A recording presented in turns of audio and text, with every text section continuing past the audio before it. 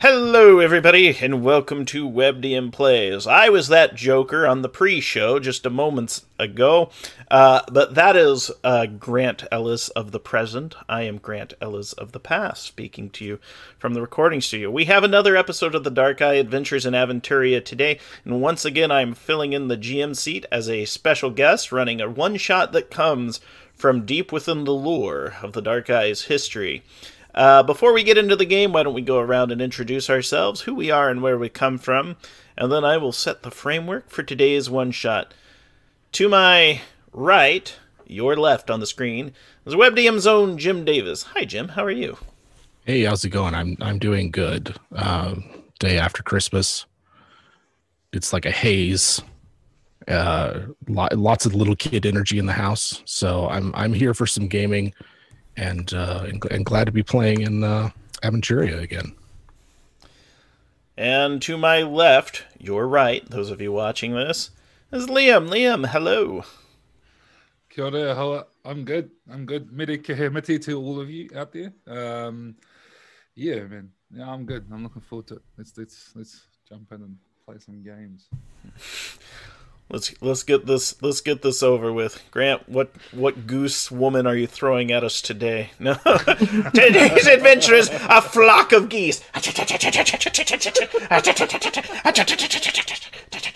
All right, sorry, I may have had a couple energy drinks. Beneath Liam on the screen is Emma. Hello, Emma. How are you?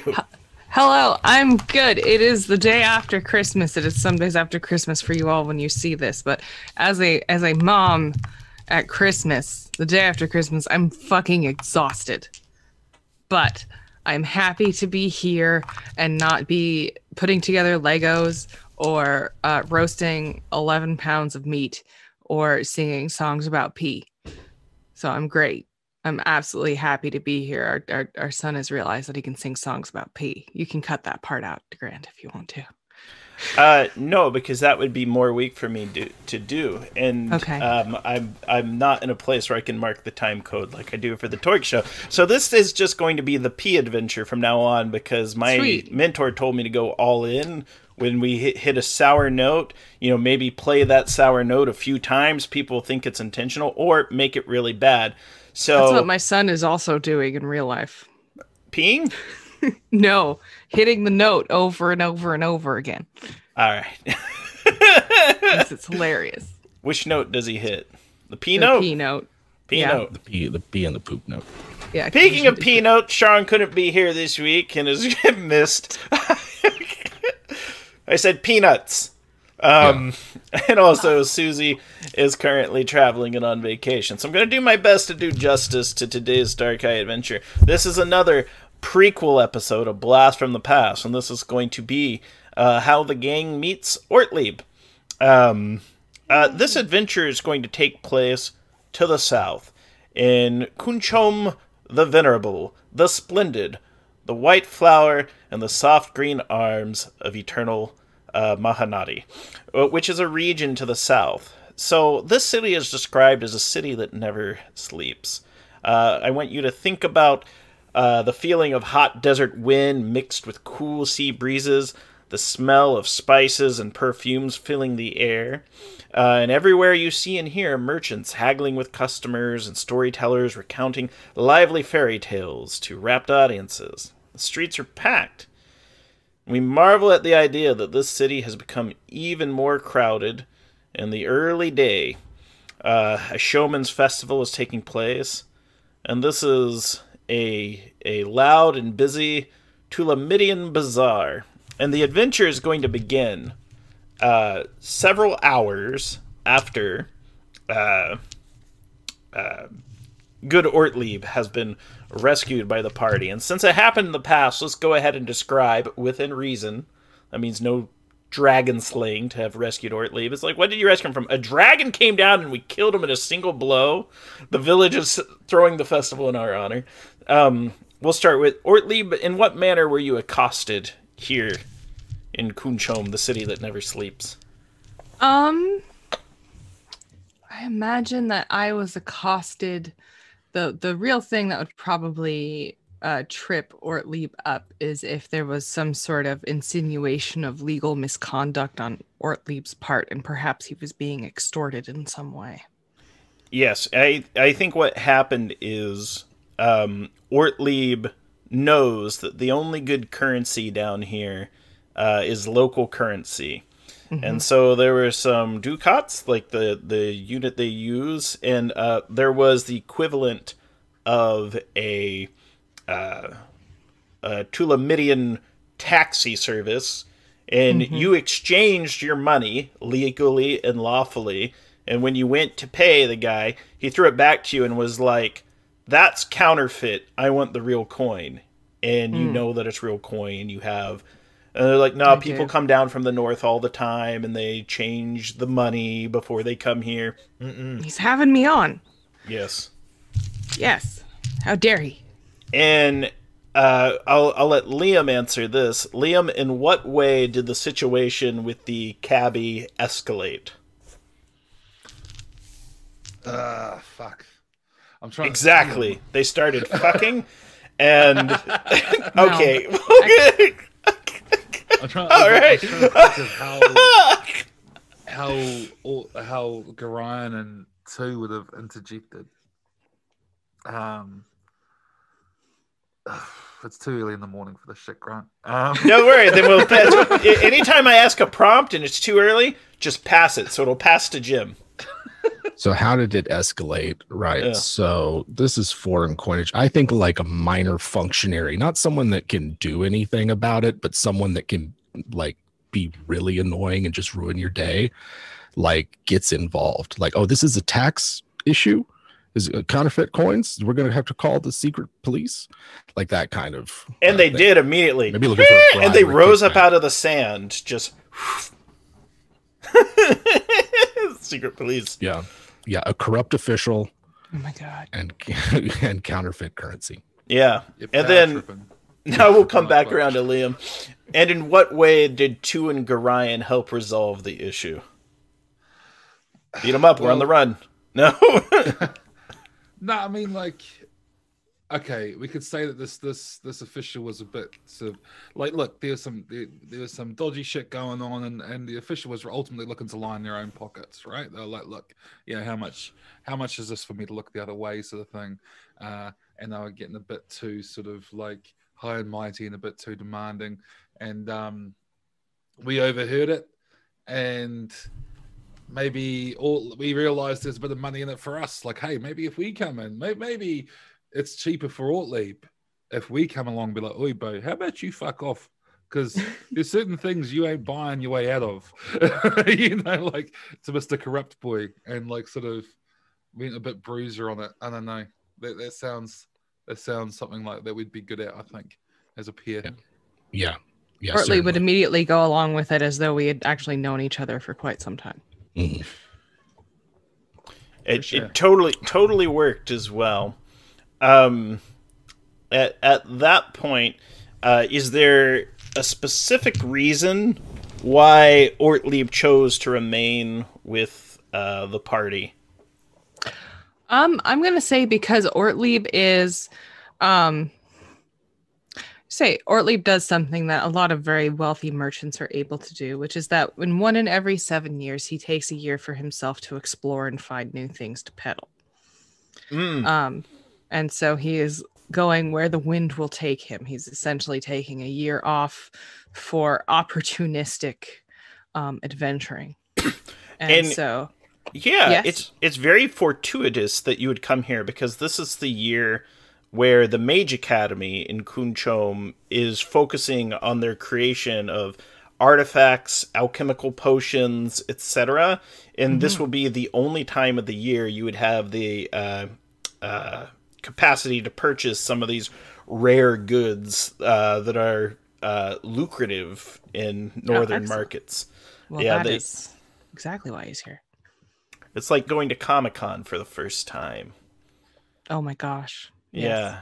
He has a panic attack and has to bring his inhaler, just like me. Instead of getting your picture with Geordie LaForge, played by LeVar Burton, you're here to collect artifacts, spices, and perfumes. Exactly. All right. Well, one of the reasons that Gorion and two had come down here is because they had been invited to meet with an organization known as the Draconites. In fact, their leader, Gorion, was coming highly recommended. But before you can meet with the leader of the Draconites, you must locate your friend, Belima, in the city that never sleeps. So you are currently together as a party in the marketplace. There's also a chance that Ortlieb, based on the description that Gorion gives, has seen the person. So, Jim, how would Gorion describe Belima's dress to Ortlieb? Well, let's see. Like, thinking about it, maybe Belima's not a like a warrior, but someone who is what you would call a roguish type, right? Someone who's good at subterfuge, can play sort of both sides. Maybe Belima was a plant for the sort of the partisan band that Gorion was a part of. Someone who would go into a city first to see what the place was like before the more I don't know, light infantry operations would begin around it, right? Raiding and things like that. So I think maybe that's how he knows her. So he's gonna be like, well, she's really good at not looking like anyone in particular.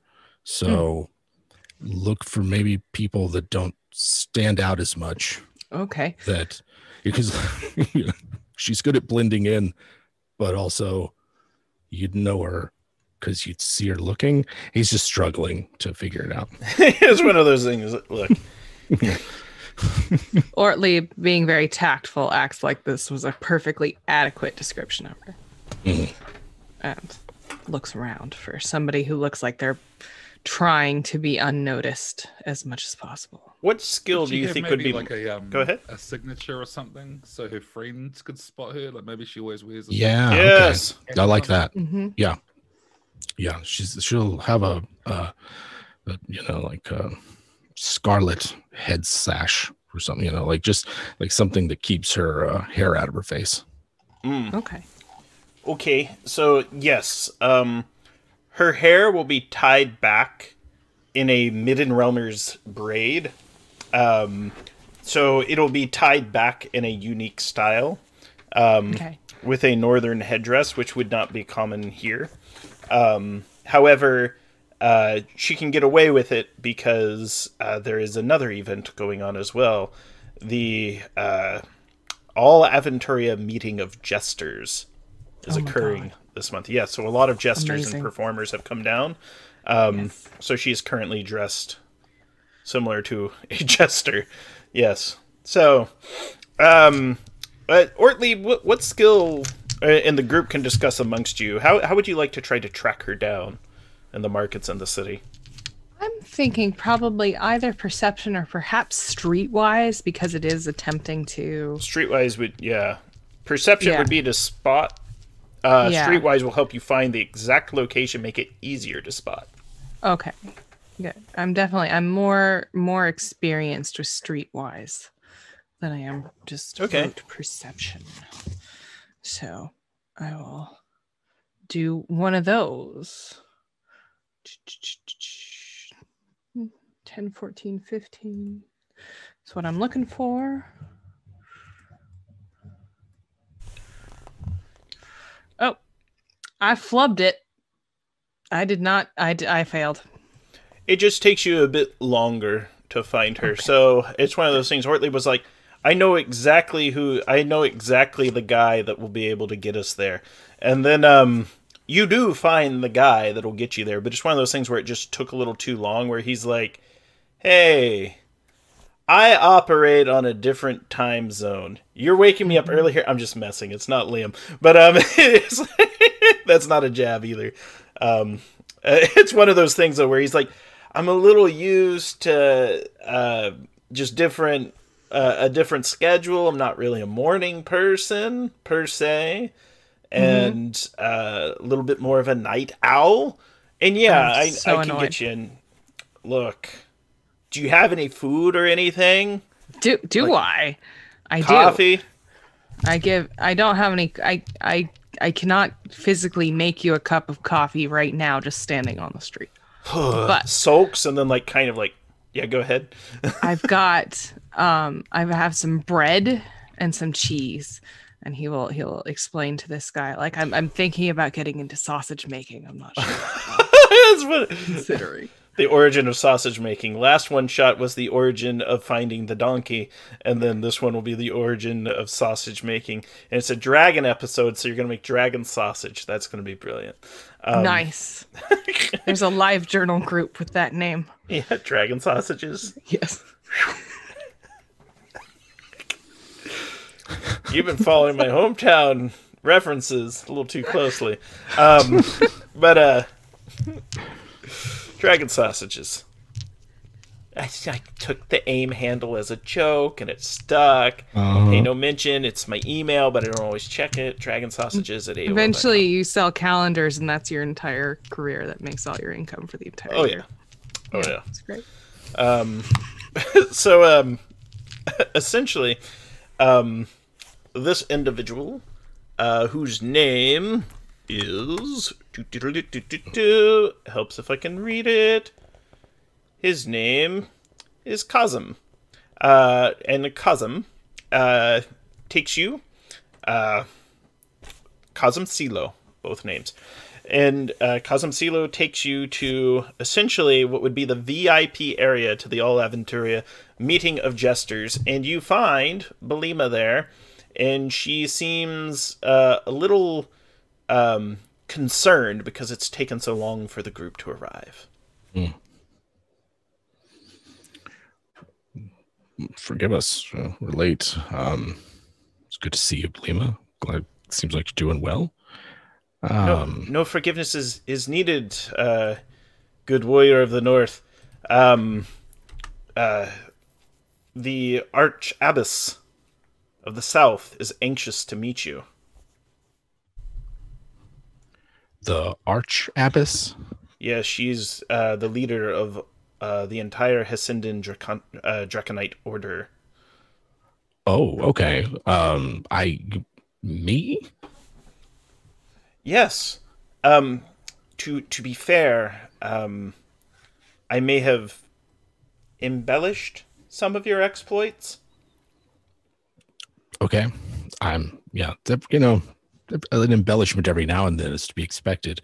What about constant embellishment? What do you weigh right now? I may have described your figure. Like 212 maybe. I don't. Are we talking pounds or stone? I don't. Okay, we'll hit the sauna before we get there. We'll lean you out a little. And how do you feel about eye makeup? Well, to keep the sun out of my eyes, I don't have a problem with it. Or, if I need to accent, myself. To hold him down, she pulls out her palette, and just and she does. She makes you up a little bit, and Gorion looks extremely striking, almost like in our world a Hollywood actor, right? Just we don't take photographs, but this is the most photogenic you've ever been in your life, and she does. She says, let's wrap him up in this material bit. We're going to lean him out a little. She says, when the Archabbess sees you, know that she will see your soul plain as day. However, if we can convince her to look at the figure, she will assume that you are a true hero of legend. What is going on? And also, my friends here, this is two, and Odo. Yes. Ortlieb. I've explained to her you would bring your mentor, and she motions to two, and your squire motions to Ortlieb. Okay, all right. He is to be knighted at the end of the adventure. This is his errant quest. Sounds great. This sounds way out of my depth, though, Belima. I'm am I pretending to be someone? Like, I don't. No, you are yourself. I've just told many tall tales about you, and I would hate for her to be disappointed. Certainly. All right. And why am I talking to her again? She has a task for you to complete, and she pays very well. And she does, by the standard. She goes, now, I'll let her discuss the terms, but essentially she would set you up financially for almost 2 years. Like, it is a substantial payment, because she is the Arch Abbess, and she has the resources to make that payment. And A lot of rings, bro. A lot of rings and Yeah, that's a braids. lot of rings. yes. That's a lot of living it up somewhere. All right. Well, I would hate to disappoint her. And so it sounds like we're running late. We should meet her, right? These are like getting into the spirit of it. Absolutely. There's not much more time to explain. If they offer any food, please accept it graciously. If they don't offer food, please take no offense. I just hope to make a good impression. Certainly. And she stops. She looks at Ortlieb for a second and goes, "You have a nice face." And then, and you can tell she seems kind of like awe-inspired by Tu a little. Like, she's like, good. That is how a combat mentor should look. He's got this presence about him. And when we go in there, that Sarv Tabbas will be impressed. And with Gorion, similar to Goose, he's a work in progress. No, he is picturesque as well. All right. So we got to make a good impression. Yes. I'm quite good at that. I'm happy to help, considering how much you helped me before. Certainly. Thank you, Squire Ortlieb. Is there anything else we need to know, Belima? Understand that the tasks they may ask you to perform could be perilous. However, you are quite clever and skilled with a blade, and I don't think anyone would cross you. However, if you've been looking for opportunities to demonstrate your ferocity in battle or your cunningness in combat, I believe those opportunities could be afforded to you. If you're looking to make a profit beyond your wildest dreams, this may be the best chance in your life. What do you think, guys? Ortlieb is vibrating with excitement. Good. Tu, you good? Yeah, Two's keen. Two's keen. Liam's worried that Grant's going to make us so rich to make the rest of the campaign redundant. Oh no! Look, this is a prequel. You lost your fortunes. We drank it and partied online poker. You were like, let's see, online poker, eh? I think I just lost all my money. Right. Because I want to put out right now, knowing this is a prequel, 2 started the proper campaign with $0. So things have gone poorly. Yeah, something. Perhaps this is how Ortlieb wins his wealth. Yeah, maybe I'm at 8 wealth and I make it all the way up to 10. We'll see. We'll see. But yeah, could have easily been caroused away between here and Havina. The sun has reached its peak by the time you arrive at what's described as the arch horde of the Draconites. This region is known as Kashal Nanduria, and it is splendid. The building has a facade of white. It is a building fashioned completely out of marble.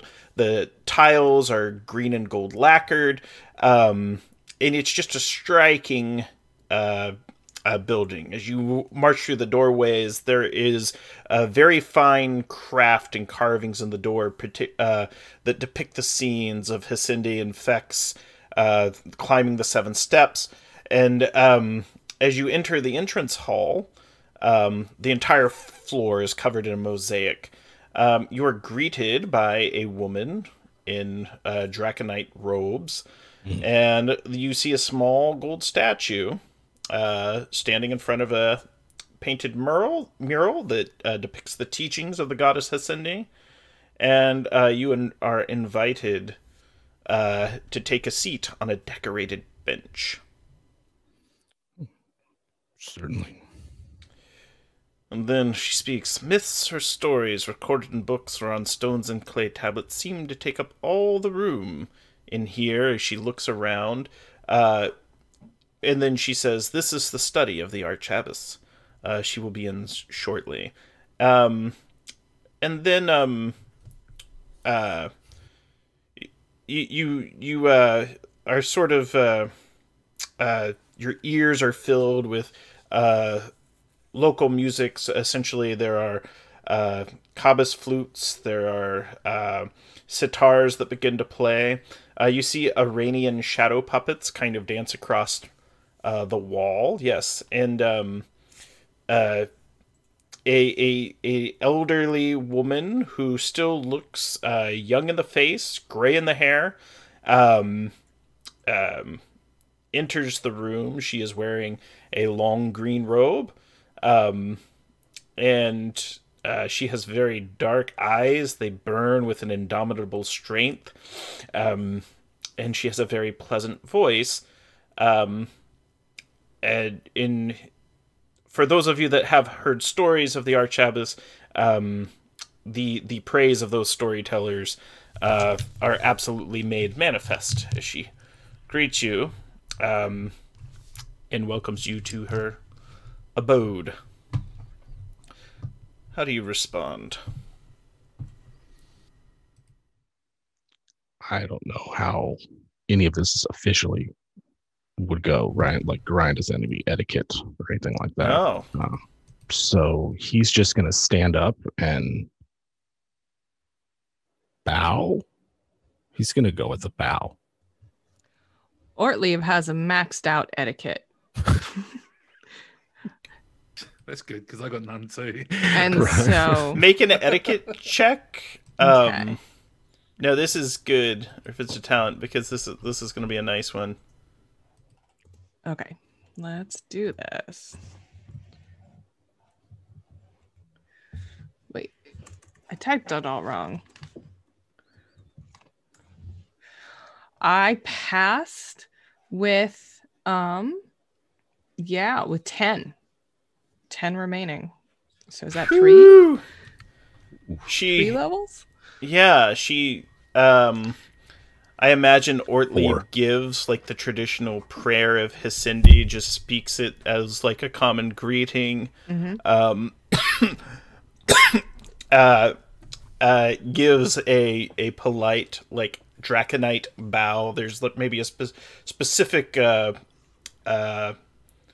like a prerequisite before you perform the bow that maybe Gorion didn't do that she notices. Yeah, she's taken aback by this show of essentially the show of respect and etiquette, of which she was expecting none, but she is impressed by the group. She looks you over. Very good, Squire Ortley. Happy to help. I am Karime Al-Kadim, Archabbess of the South, and I was told by my apprentice, Belima, Alkalite of the Faith, that you would be suitable agents for a need of the church. Yes, she spoke truthfully. Very well, and then she explained, she goes, there is an item. There was a group of travelers that passed through here recently. They began to describe an object that they had seen. An object in the text, and she claps, and Belima comes out from the back, and she pulls out a scroll, and she points to a group of what looks like they could be warriors, they might be priests, they could be vendors. It's hard to tell. She knows these individuals depicted in this picture are the bearers of the Seven Sides. They are heroes who defeated Borbarad, the Demon Master.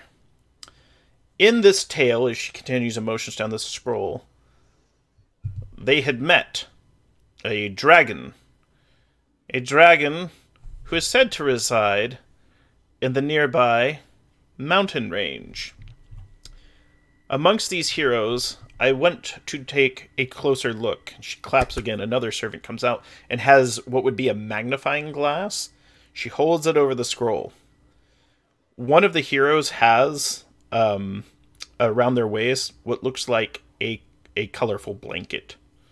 And he says, I believe that one of these heroes was a member of an organization known as the Illarist. They are an order of Hisende that unfortunately no longer exists, but they were said to be very powerful in the faith, and they were capable of manifesting great miracles. There were certain ordinances that they would perform, and these ordinances were lost to us. However, I believe depicted in this sacred text is the key to unlocking that ancient knowledge of our faith. So she's declaring that this is knowledge of her faith that has been lost. And she needs brave individuals. A knight, the one who taught him, and she looks at two, and a knight to be, and looks at Ortlieb. To investigate the region, go to the cave, and recover this cloth should it be there. Or if the cloth is not there, come back and report as well. And I'd be willing to pay very well. In the scroll, there is this massive, big-ass dragon in the picture that the bears are next to.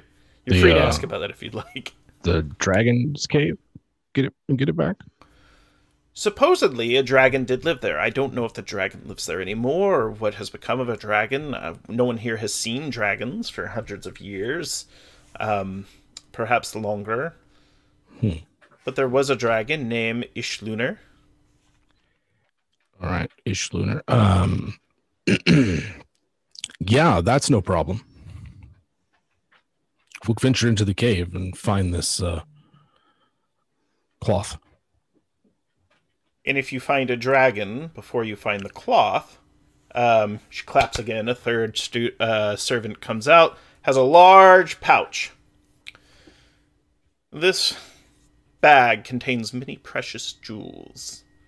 I believe the dragon would be willing to exchange that item for these jewels, because a dragon simply won't let you take an item from its cave without a payment. Isn't that right? She motions to Ortlieb. Yes. Yes, of course. You have a look of one who knows how to make a deal, she says, looking into your soul. Ortlieb shudders and is he's not used to being paid this much attention to at this point in his life. Yeah, she's studying you up and down. And he just says, what, with your cheap shoes and your good bag? No, she doesn't say that. My shoes are very well made, ma'am. You work very hard to hide that accent, don't you? Says, yes, ma'am. I have never dealt with a dragon, of course, but I pray that you never have to. She looks at two, and she says, is there anything else you heroes of legend would require? Belima starts sweating at the words heroes of legend.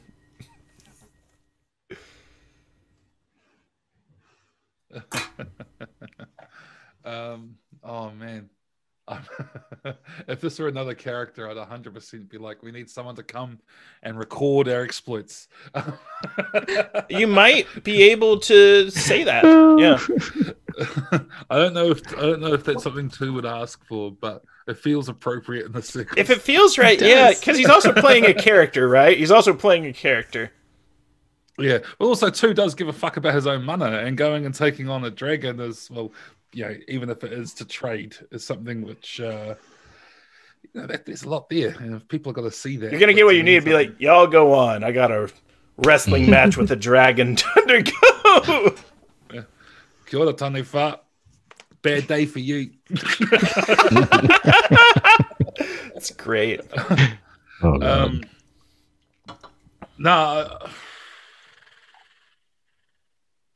I don't know. I don't know what else two would ask for, given that we're going to go see a dragon. Do we know anything else about this dragon? I guess that's what he'd ask, is there any more information on it? He'd call it a taniwha, but is there any more information on this taniwha?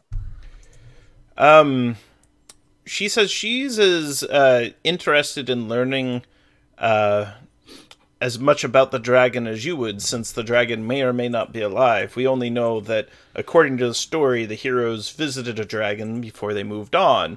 And in the pictures depicted, we only see what she calls the Mudra Rajik, the woven riddle. We only see this woven riddle in this particular facsimile, this picture, pictograph. But the dragon may not be as interested in jewels, and so understand that a dragon might have other interests as well. And to keep an open mind. But she says, there are other dangers than dragons, though. There is, on the Quorum Range, which is the range of mountains in the area, a tribe of people who travel. There are many tribes of people. They are the mountain people. The mountain is theirs. They are the Ferkina, and they know no fear. They protect the mountain because they believe the mountain is the source of all life. The mountain is their god. And so while traveling through, know that if you see them, if you don't see them first, they will approach you if they see you. Okay. Would it be possible to get a guide to this mountain? Or is anyone who knows anything about this mountain? Anyone who maybe trades with these people, anything like that? Are we able to find a local expert? Is that possible? She says, do you want someone who is the best navigator? The one who is the most prepared? Or do you want someone who is the most observant? Because she knows three people that know the mountain well, and she points to she points to Belima. She points to her second acolyte, whose name is Sephra, and then the third acolyte is Ymira. So she goes, you can have either the most prepared, the one who can navigate the terrain the best, or essentially the one who is most observant. Two doesn't need no observation. He's got that covered. I'm just trying to figure out what. Ymira looks dejected and leaves. No one sees two before two sees them. That's two's whole shtick. As for navigation, Sephra whispers to Belima, I noticed him before he noticed me. You may have saw it for when you say most prepared, how so? What is it what does that mean? She is well familiar with the dangers of the mountains, and so you will never be caught without a needed item. That sounds good. We'll use that one. Thank you. All right, so that's Sephra. Cool. Kia ora, Sephra. Welcome to the party. There you go. Hey. You remember all the shit that we do. You're our. Yeah, Sephra's kind of bashful side. Heroes, don't you know? We're legendary heroes, and it's your job to share that story. Yeah, she nods and she goes, I know many legends, and she recites 5 or 6. She goes, but your names are unknown to me. However, I look forward to learning them and proclaiming them. Oh, no, you either. That's cool. That's fine. She's like, we'll see whose dinner gets poisoned. No, no, she's fine. She's not that antagonistic. I had an NPC. This is a quick aside because Sharong's not here. Sharong would write hate mail to that NPC for like 6 sessions. He was like, wait, it's not that one professor, is it? No, I sent her a mean text message. Do not come to help us. You are unneeded. That was in Dracula. But Nice. they got into a scuffle, and he ended up getting pinned. Turned out she knew judo. And he was like maxed out martial arts stats. And he's just, wait, no. Oh, I hate her from now on. All right. So Sephra is willing to join you. In fact, whether she was or not, she has been commanded to join you. So Sephra? yes. Sephra. Sephra, she has almond-colored eyes and hair, very long eyelashes.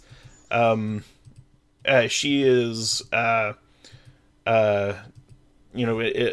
athletic physique, almost as if she could have been like a power lifter, like a junior power lifter. And she, essentially is preparing the various wares to carry out. And she moves quick, even when she's packing on the weight. She moves quick, so she's naturally powerful. All right. Looking around, seems like everything's taken care of. Any last minute, instructions, Abbas? If you're in need of anything else, look through the city, and I will finance the expedition. And she gives you 30 additional ducats for any equipment or bribes you need to pay, or if you're looking for certain mounts to travel with. And she also gives you a map, and you notice it is a trek to get out there to this mountain range, and this is tough land. It's about 60 miles. You think at your best you could probably move 6 miles a day, and that's if you're traveling light. Mm-hmm. You would probably push yourselves to the point of exhaustion. Most people would travel 3 miles a day. So it's going to be an expedition to get out there. Yeah, I'd prefer if we traveled light. Well, looks like we're going to have to find us a mule or a donkey or something. Did this take place before or after the one with in the This is winter after. special? Oh, well, I have a surprise for you in that case. Oh, Squire Orley. Carried in on a palanquin is a creature. No. Eating grapes, hand fed. Hand fed. Oh, God. Yeah, I feel like we can take Yes. between Sephra and Ortlieb. Sounds like we've got everything we need. I mean, It's true. I have a mule, is what I was going to say. Does, You denied me my big reveal that I have a mule. or what squire would go around without a mount, right? We all need a worthy mount. It's true. I would never disrespect him in that way, but I could ride him. Does the dragon have a name? Do we know if the dragon has a name? Yes. Ishlunar. And it's a lady dragon.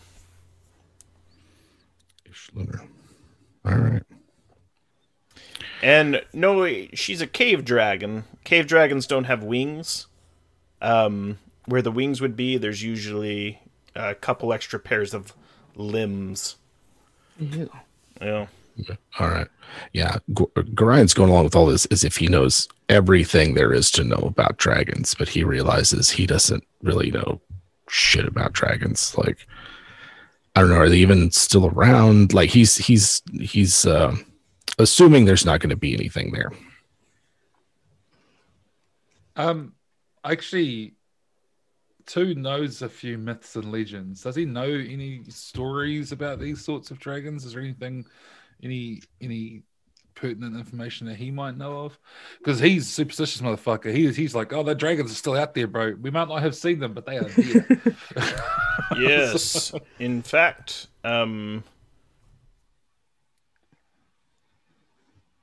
here are some things that you have heard about dragons. Ooh. Most dragons died out with other lizard races years ago, other species.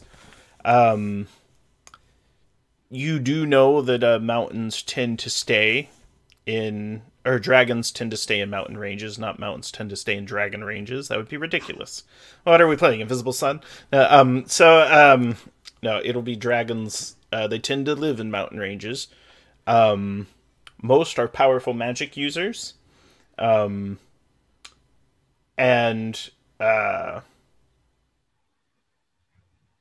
that tries to rob them is usually eaten. Gobble gobble.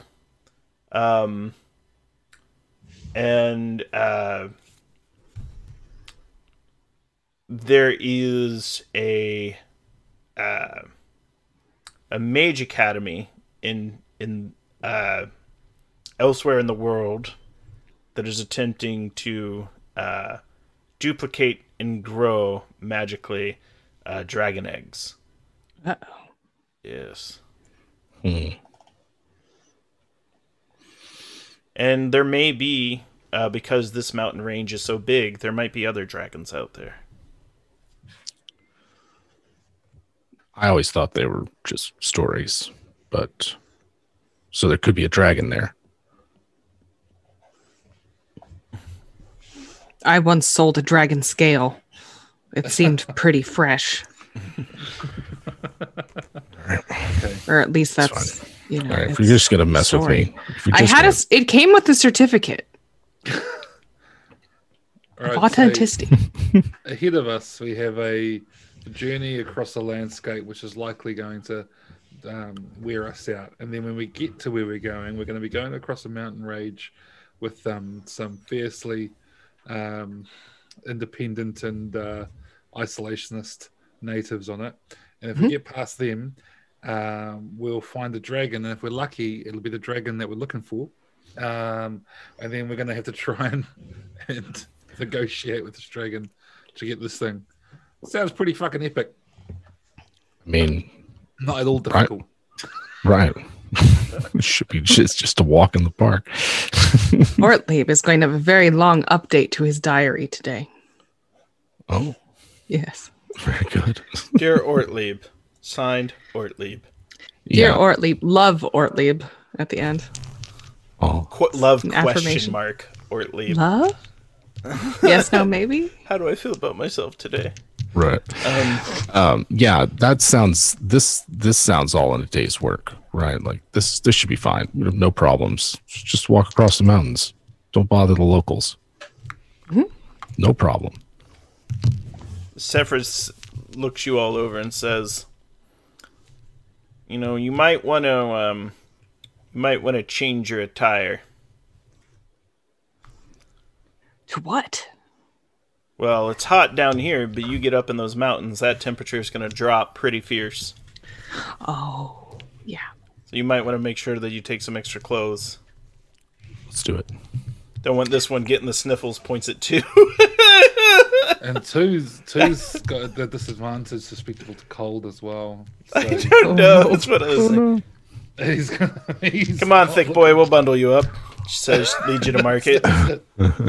Yeah. Gonna have to get some furs, load up on some furs. That's gonna be the plan. Yeah. That's one of those things too. And she asked what kind of animal you'd like to represent, yourself fur-wise. She's, pretty accustomed here. Just ask it to 2, then to Gorion, then to Ortlieb. 2 wants a cloak made up of a combination of dog pelts and feathers. He's quite specific. The shinier the feathers, the better. She says, we'll include a wax polish and tincture that can be applied to sprite it up. You can have the squire do that work. Then I can actually. I have a little bit. No, I can't. I don't skill. I don't leather. Can you work. dandy us up? Yeah. I can probably. Let me check. There's a disguise skill, right? No, I can't do that. I'm very upfront. I don't do anything dishonest. You have like a fashion skill? This isn't dishonest. Fashion skill. You're not disguising. You're just, it's like popping your collar in the 1980s on your jacket. I'm just talking about like what's it called? in character creation, like I don't have disguise. I don't have like pickpocket. I don't have. I do have a little gambling, but that's just for business purposes. But no, let's see. I've got like etiquette. I don't have any leather working. I've got leather. I do have some cloth working though. I actually do have a couple skills. There you in that. go. So that's a little bit of cloth work, a little bit of Oh yeah, it was so I could sew shine. tags into all of my clothes. That's why I picked it. That's great. And Gorion, how would you like to be dressed? I would like to be dressed in the finest goat furs. The thicker and more lustrous, the better. They do. Got to keep warm. Lustrous goat. Lustrous goat furs, it's like a jet black hell goat color. Doesn't smell like sulfur. There's no brimstone. But they do give you like a horned goat hood. Just, you can flip over. Horns. Yeah. Like an ibex. And you can tell. The big curves. Hold on. So, go ahead and roll to see if you can spot her deception, because she explains that the warriors on the mountain, they won't be able to spot you if you walk around on all fours while wearing this. She's just having a bit of fun. Right. So I actually am specialized in detecting, not detecting lies, but sort of just falsehoods. You can tell she's putting on more of a comedic act to see if you'll go for it. Oh yeah, sure. Actually, mine is discerning motivation, but I do have quite a bit of empathy. Let me see here real quick. Oh yeah, so let's see. You're wearing black furs with horns on your hood. You're gonna look like Tim the Enchanter. He certainly is. Oh no! He certainly is. Oh no! Look at the bones. Right. Okay. So I get that with 7 levels left. So that's going to be a QL of 3 for like. Is she just pulling my leg? It's she is, but it's one of those things where I feel like, in what way does Gorion go with the joke and then turn it on her to where she ends up wearing something ridiculous? Right. If she's doing this to like sabotage us or like no, make us look she's like just having a bit of fools. fun. She likes to watch legendary warriors. Get into it. Sure. In that case, I think Gorion would just go like play dumb for a while. Like he's just here walking all fours like this. Yeah, just like this. Yeah, but eat a can. He's not going to do anything like that out there. He's just I don't know. I don't know. He's going to be like, aha, I knew it all along that you were trying to fool me. She can tell you're being a good sport about it, and she almost feels a little bad. She's like, all right, that's enough. Pat you on the back. Come on. And be careful, or the all Aventuria jester meeting will think that we're performers. Then we could make some good. We're not licensed guild members. No, we're not. The dog furs and shiny feathers. Ortlieb finishes polishing it off. Here you go. And then, did you describe what Ortlieb wanted to be dressed in? I can't remember. Not yet. I think Ortlieb wants something fairly simple. If possible, he wants it to be like seal skin on the outside, with some like nice just sheep fleece on the inside. So it's just something that's very insulated and warm. That's what you get. And she very utilitarian. Helps you find it and goes, all right, we'll need a journey up the mountains. And with that, it is a long, hard trek, traveling a good 60 miles up the mountain. Not only that, you're going to climb an elevation from being a little below sea level to about 7,500 feet. So it's quite a much higher altitude. The temperature is dropping. The ground begins to turn craggier and crumblier. You get to a point in the mountain where you will need to abandon your mounts. Oh. There's the point where Farid can't come anymore, or can he keep We on can still going? bring a mule, surely. We just can't ride anything. Okay. You could bring the mule for sure. He's small Was enough. not ready for a farewell scene. Comes back. The dragon's got him. Right. No. What else would we use as bait? Seen I Jurassic cover Park. up Farid's mostly ears good. and say that is not funny. Sorry, donkey, mule. Thank you. So we're up here. We're what, in sort of alpine tundra? Are there a lot of trees around, or is this mostly just like craggy, barren? This is mostly Sort of. crag. So it's you've gotten out. So earlier on in the trip, when you were going up the initial slope, there were a lot of like say conifers, cedars, yews, cypresses, etc. Then as you started to go higher, the trees broke. You're above the tree line, and the vegetation has thinned way out. There were a number of wild roses and thorn bushes and some cacti. And the question is, as the group travels, in what manner do you go? Is one of you on lookout, trying to see if you can spot anything in the distance? Is one of you trying to hide your tracks? Describe your mode of travel. Or we're here to find a dragon. If we see anyone, we've probably seen them first, because 2 sees them first.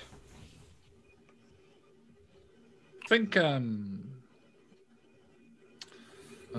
this is where we get torn, because on one hand, 2 would be wanting to sort of...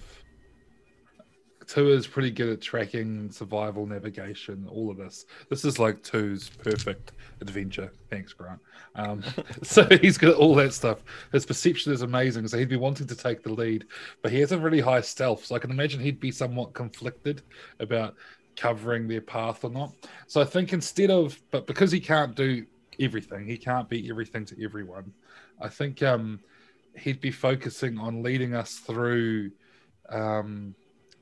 we used to call it in the military ugly terrain, places that you don't need to cover your path because people don't want to come look for you, and in places where you're hard to see that way, and then he'd just be focusing on getting people there safely and unseen, with the whole, like him focusing on looking for the enemy and stuff like that, or potential enemies. But also the other thing as well is he actually has a special ability, predict weather.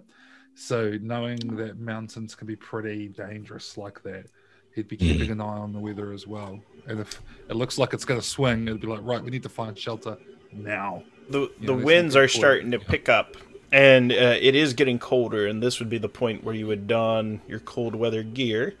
And you come to a point where you have reached a very narrow bridge. And when I say very narrow, kind of like this. Yeah. And it goes across about 70 feet. It's as if someone set a log. When even Sephra sees it, she's taken back back a little. How are you going to plan to traverse this? And do you bring the mule with you? And if you do, how? Ooh. So And then for those watching, to see if I'm trying to screw people over, this is actually written in the adventure. So this is the narrow bridge challenge. Is it just a narrow? Is there handrails at all? Is there No. This is like a plank you'd have to go, and it would be a heck of a drop. okay, so it's not even like it's just a plank, just a log. It's a bridge. Oh, dear. It's Okay, a log. Yeah. sure, it's a bridge, it's a log. big a log? How thick a log? Could you put your arms around this log? Yeah, easily. So you could tie a rope around it easily, loosely, Yep. and then tie the said rope to your waist. So if you fell, you wouldn't fall. 100%. Yeah. Okay. Is it flat or round? Round. I'll see how we're going to get a mule over that. I have a moment where I speak with Farid and I let him know that we're gonna have to leave him. Is this a place that's safe enough to leave him? Do I think? Or Make a spot check. Look around. like a perception check? Yeah. All right, let me do that.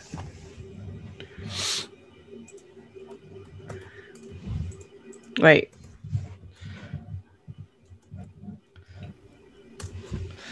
Ooh, I critically succeeded on that.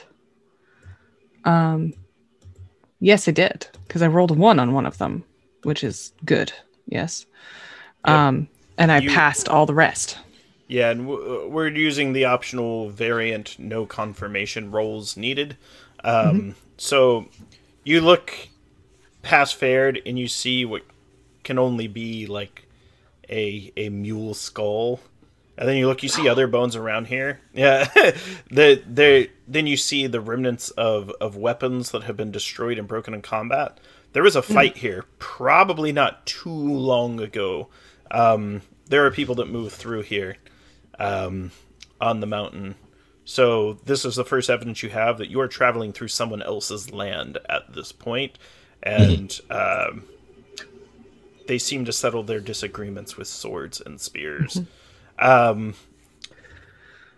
Also, Fared is kind of shaking in the cold at this point. Oh, no. High winds and high altitude.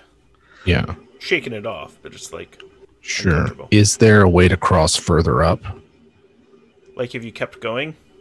Yeah. Like, is this the only place to cross, within a convenient distance, or could we go and see if there's other...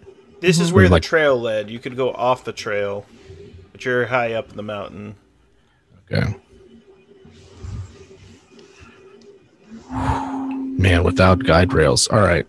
I'm trying to think. I want to build a harness for it. For fair. How much does this mule weigh? Yeah. How much does a mule weigh? At least several hundred pounds, yes? Mules are heavy. You could do it. I mean, it's not his first rodeo. Kilo. That's quite heavy. Jeez. And I want you to put yourself in the fiction, so put game stats aside for a second. Yeah. Pick up a mule and carry it 70 feet off a bridge where you drop 7,500 feet. With wind blowing you. You want to try that? Like, if you do, by all means do it. And I'm not saying that to be mean. I was just like, put yourself there in reality for a second. Because I've climbed mountains before, and I hate a 25-pound pack. Like, especially if the wind's blowing me in a narrow bridge. It's like, yeah, I want to pick a big, struggling, fearful animal because of the numbers say I might be able to do it. Well, by all means, try. For me, it's more, where do I leave him if we don't bring him? That's a good question. That's the risk. And, like...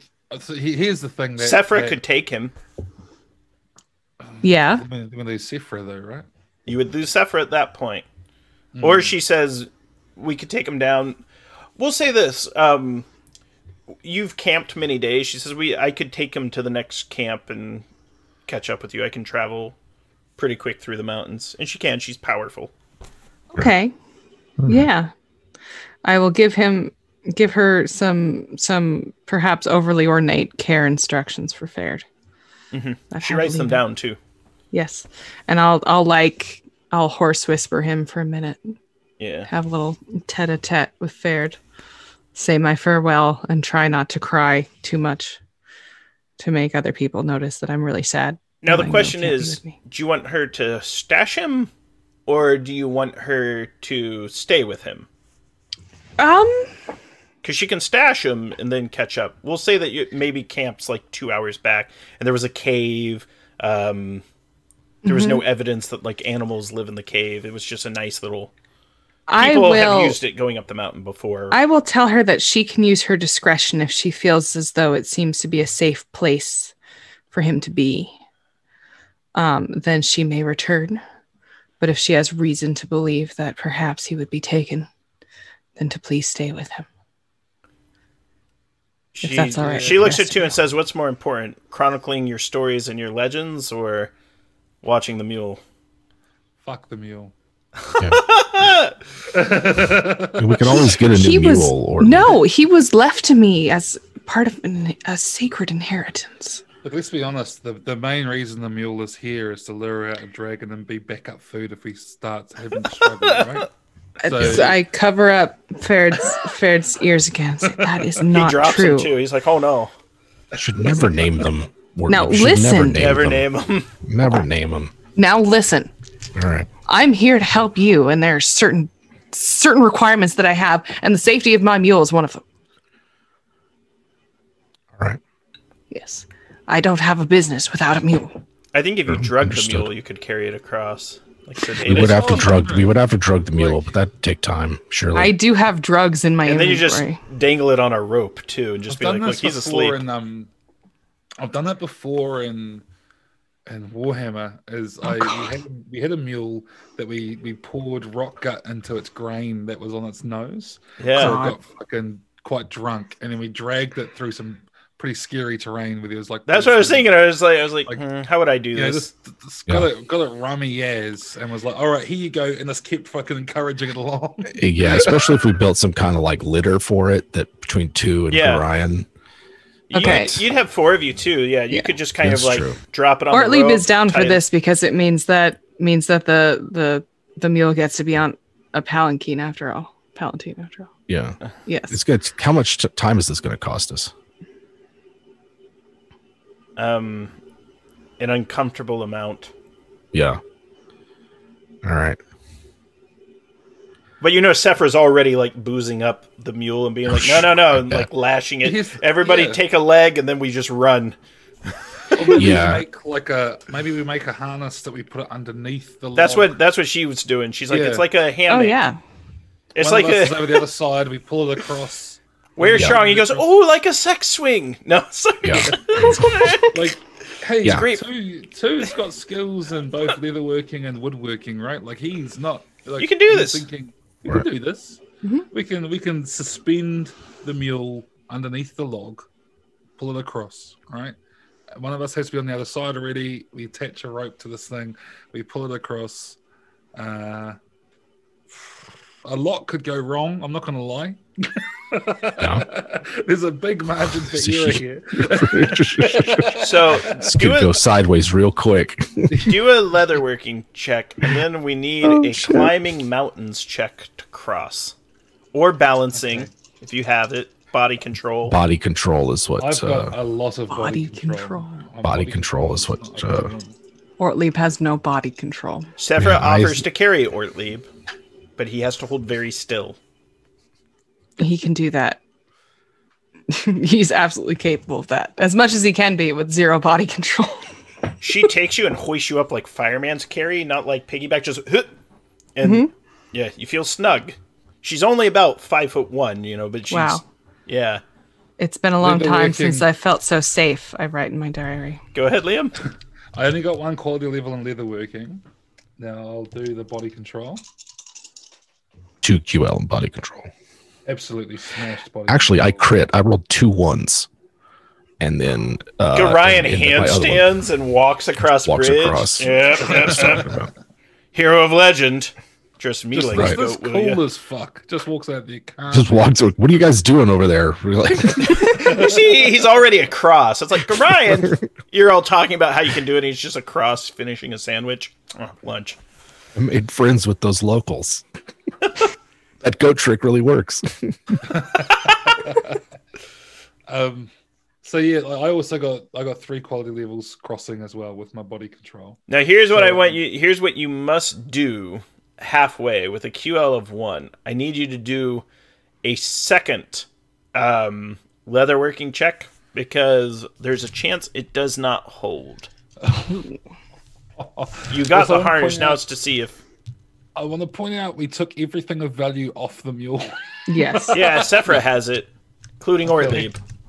All right. Okay. Oh god. She made it across with a crit. Okay.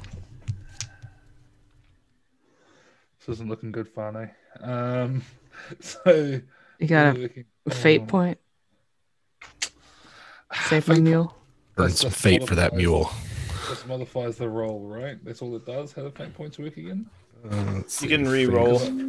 I can re-roll all of the dice. Yes, I might have to as many as you would like. I'm gonna do that then. I'm gonna do a re-roll because I fucking flubbed that one. Oh dear.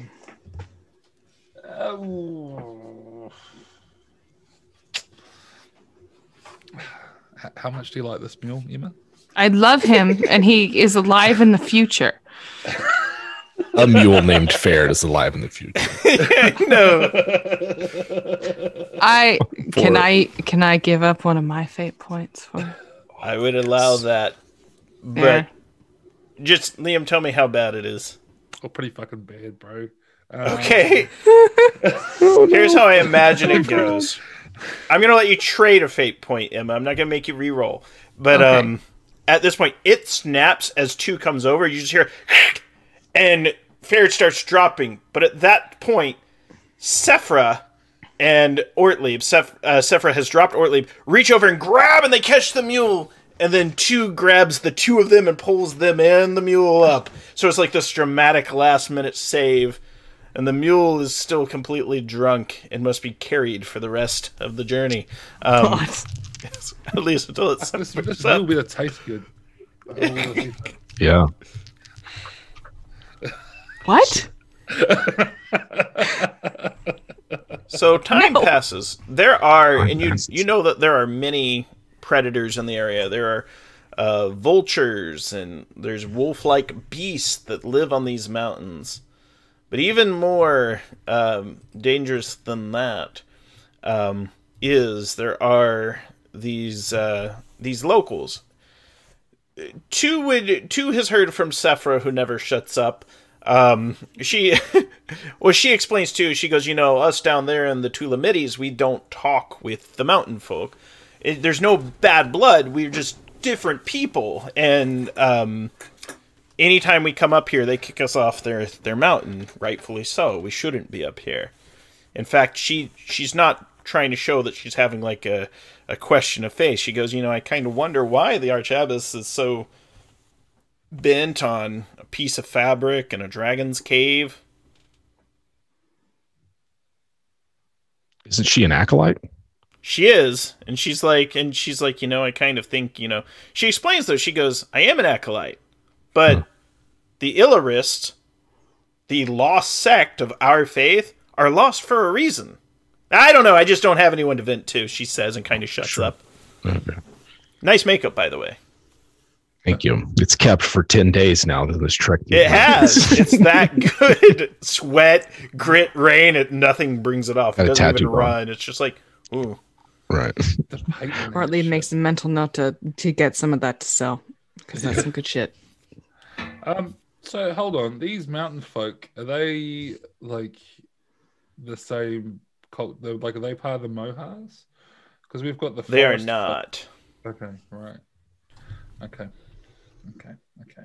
Right. I was gonna say otherwise. I'll be like, Chirfano, show me where I need to go. These are my honky mates. Don't worry about them. Don't worry about it. We're just going to blunder through this place. That may come in. Who would like to give me a perception check? I will do that. Yeah. Is this day or night? This is day. It is about 3 in the afternoon. Yeah, comfortably. That is 2 quality levels. 2 quality levels. You notice, watching from a higher peak, there are about 10 Furkina warriors. They are watching you, and they are preparing for a charge. Oh. Okay. Seeing them watching, 2 advises the others to prepare themselves, and then to show that he ain't fucking afraid, he's going to drop down a haka, basically like, I see you, and come down here so I can fucking eat you, motherfucker. And it's kind of like this. 2 looked and saw, then they came up over the ridge. You did see them first, and they come over and they see 2 looking at them. There's a haka, and they're like, he saw us. And then they were not expecting that. We've been tracking them for days, and we have failed to find. So let's get a roll for initiative. All right. Okay. D6. That's right, it's a D6. Fuck, okay. Yeah. I rolled a D20. I can ignore that. Yeah, I always do the same. 21. 16 for Garayan. 11. Could not be any worse. This whole time, I'm just focused on the mule. Get this mule. The mules. So Is he doing okay? what did Garayan get? 16 for Garayan. Okay. Let me roll for Sephra. He's got his Not great crossbow for out. her. So it's going to be 2, and then it's going to be the Furkina Warriors. Then it'll be Gorion, Sephra, then Ortlieb. Okay. Are they right up on us? They're close-ish. Okay. So you're not point blank. You're not close enough to engage with swords. You would have to move towards each other in order to engage close. Okay. All right. I thought they were further away. I'd say about, well, it would take them about 60 feet of moving, so they couldn't get there in a single move. Okay. All right. They could throw spears, but they couldn't get up on you. Okay. Sounds good. I was thinking straight line, then I'm like, yeah, if they fly off the cliff, if they fly off the cliff, they gotta. No, they gotta deal come with down. the rest of it. Cool. So what's 2 got? Just quickly looking up ability.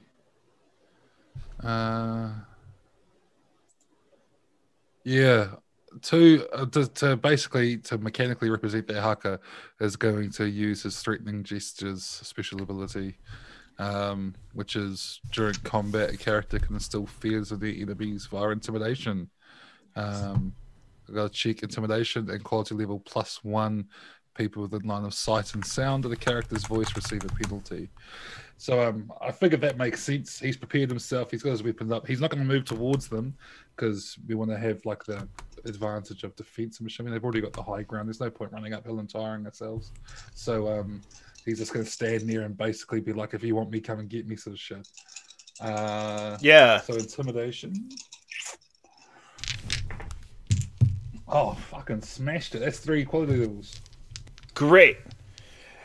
As you perform the haka, you can hear audibly from them, like they begin to chant a word among them, Lirgasi, Lirgasi, Lirgasi. They all start saying that. And if any of you speak the language of Tulamiti, Sephra does. This is like Gorion speaks as a native. Okay, cool. I do a little. Yeah, so this is, you can tell this is kind of like a regional dialect of it. So it's like a simplified version. It's kind of evolved on its own. They're saying the word cousin. When 2 does this, they're like, that's a cousin. Mm-hmm. That's okay. We get this. Okay. Just called we you won't cousin. take his head. They're like, and he might take a few of ours if we get into that. He's a cousin. He doesn't have fear. The others, they might. So you recognize that though immediately, Gorion, because you speak the language. Sure. He called you cousin. They think you're not one of them, but you know what I mean. And he's just gonna like let 2 know that whatever he did, whatever this display was, because Gorion's seen it before. Yeah. Well, yeah. You've seen it because you did the little rescue mission. In the forest. Oh, for the forest. Yeah. You also they call them Lirgasi, and then they're like Lirgasi for Kina, and then they're like that's a Tulamiti as well. That means true human. They're like, he's a true human. Okay. Then they use another word that's a little offensive and kind of point around, like they point at Sephra and Ortlieb. They refer to them as bloodless. They're like, those are bloodless, but that's a true human. So he's a cousin. He's a true human. Those over there are bloodless, so maybe attack those. All right. You might even be able to converse with them a little, Gorion. So at that point, they draw their weapons and show that they're ready to charge, but they hold at the sign of 2's display. Because they're like, look, he's going to have to explain what's going on down there, because he's clearly one of us. Mm-hmm. He's not one of us, but he's one of us. So this mountain is his. Obviously the gods know him, because the only other people that come up that way are scared folk. He's not scared. Yeah. Kind of look over at Gorion too. So they are holding. It's gonna come down to Gorion. Sure. All right. If they're holding, he's heard some of this. getting into a fight now probably is going to be bad because one or both of us are going to come away all bruised up. We need everything we got for this dragon. So he's going to like take he had his crossbow out, right? And he's going to take it and sort of like hold it above his head and then lay it down on the side. And he's just going to say in Tulamidian, what's he going to say?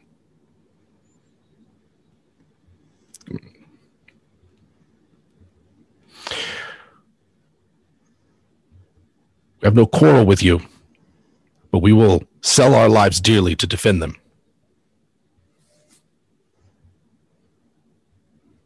Something to that effect. So, give me a resist intimidation. Because they outnumber you. They're dressed sharply, too. Like, when we talk about how these are mountain... Yes. These are mountain people, but, you know, they're dressed like if you were playing a video game, you would probably pick these outfits to dress your character. They look awesome. Like, sure. So my specialty for willpower is face threats. Is that a similar? Yes. Okay. That would do it. All right. And let's see. Let me make sure I know that real quick.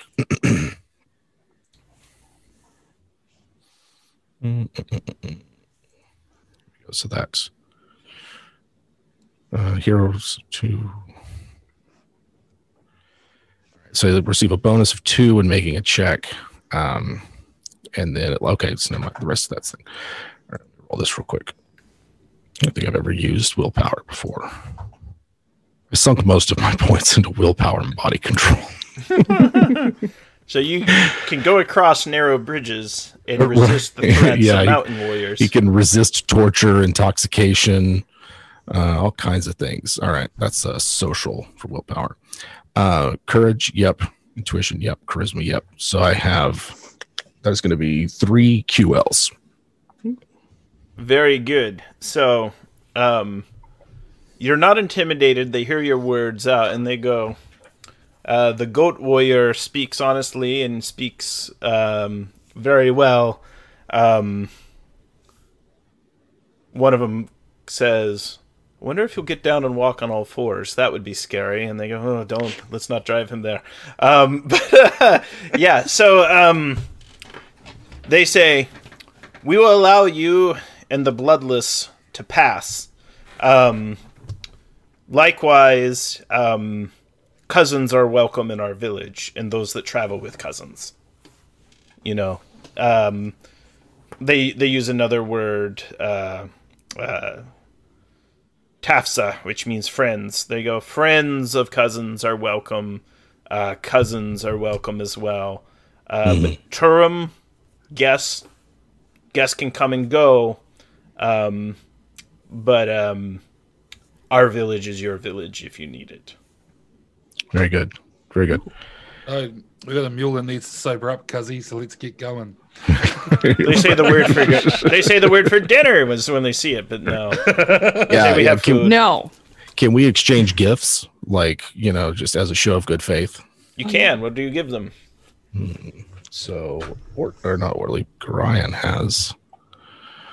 What does he have? He already gave away his hand mirror to the river spirit. Let's see what else he's got. Can I give them a gift? Certainly. I'm going to give them something. I have a lot of chocolate. I'm going to give them like a pound of chocolate. Because I have a lot. That pound of chocolate, Orly. Fuck you. I have 5. Straight away if you gave me a pound of chocolate. Right, yeah, we're best friends. I have 5. I have 5 pounds of chocolate. Yeah, here, Gorion has hard liquor, tobacco, and soap. Some playing cards. Yeah. They yeah, is there a one of these items that you give, or are you giving up the chocolate? I think the chocolate's way better than anything Gorion has. We've got a bag full of gems, right? We could take out one. We can take out a sparkly and be like, here you go. You know? That's true. Do they want like gems or jewelry or anything like that? They certainly seem interested. The one who's doing most of the talking, you know, he explains that, you know, something like that would be great for the preferred wife of our leader. Oh yeah. He has many wives, but one of them is preferred. What you like, necklaces, bracelets, rings, any preference? I'd love to be able to give a gift to your leader's preferred spouse, They favorite say spouse. Rings and necklaces. I got those aplenty, so no need to give our dragon gems away. Goran's going to take his one of his flashier gold rings, little piece he got back in was it Fartar? No, Fazar. Yeah. And it's like, here, because we're friends. They nod, and they look for what they have, and they go in a bag and they pull out a really, really, really interesting glove. This glove looks as though it was made out of white goat's fur, so it's kind of furry. And you see it has long daggers where nails would be. Yeah, and a Kruger glove. Yes, and they describe it as the Oogie Boogie. They go, it's great for terrifying children, and Horny teens. yeah, Blow that when they're sleeping. yeah. They say it's good for storytelling. They say it impresses many rulers, and it's an item of their culture that they have that they use in their storytelling. Are the knives sharp? Oh yes. It is the monster glove. They say as part of the storytelling, sometimes the knives see use, but we make sure we eat what we kill. Certainly. Respect. All right. Is there anything we need to avoid while we travel through your land? We wouldn't want to offend you after so friendly in exchange. They say there are many other tribes up here. So we are the Bir Sharid. There are the Ban Hadar. There are the Ban Tirgufa. There are lots of tribes up here, and they all have different numbers. And so we tend to negotiate the other tribes. They're not as well off as us, and hence why we often feud. But because we outnumber them, more or less what we say goes. But we are all of the mountain. We just don't get along the same way siblings might not get along. And if you see them, they may not be as kind as us. We'll keep that in mind. What do you seek on the mountain? There's a cave somewhere.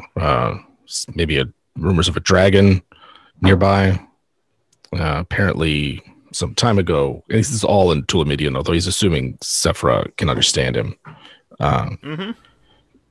There's a group that came into the cave and they had maybe a fight with the dragon. We're not sure. Something was lost there, and we'd like to recover it for them, the Hassendaites. It's basically, that's the extent of what Gorion was able to glean from his time with the Abbess. Yeah. They ask if you have a map that they might look at. Do we have a map? You do. Yes, we do have a map, yeah. Their eyes widen, and they're like, that's the dragon's area. We don't go there. So there's really a dragon there? There's a dragon there. Well, we believe there is. We've never seen her. Gotcha.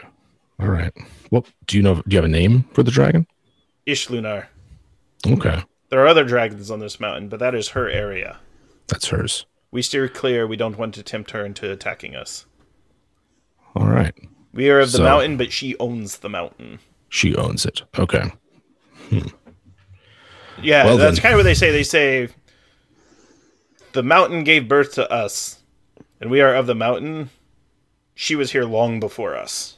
I'm relaying all of this back to and Ortleap. I can understand it. Oh, that's right. Okay, that's right. Yes. I'm listening. So you heard them when they called you bloodless. I did. I mean, fair enough. No offense. He Still is. give them chocolate. That's good. No, yeah, they appreciate that, and they say, there's a way that you could become a true human. How's that? Marry my daughter. She's getting old. And he goes, all right, we'll talk about it later. He rushed into it. Yeah. Don't tell her I mentioned it. And just kind of like comes off. And you can tell like he got a look too. He's like, I'm just saying. It's time she moves out. I'm not looking for a wife. I mean, I'm not yet. She's beautiful. It's that has very little to do with it. I'm just not very beautiful.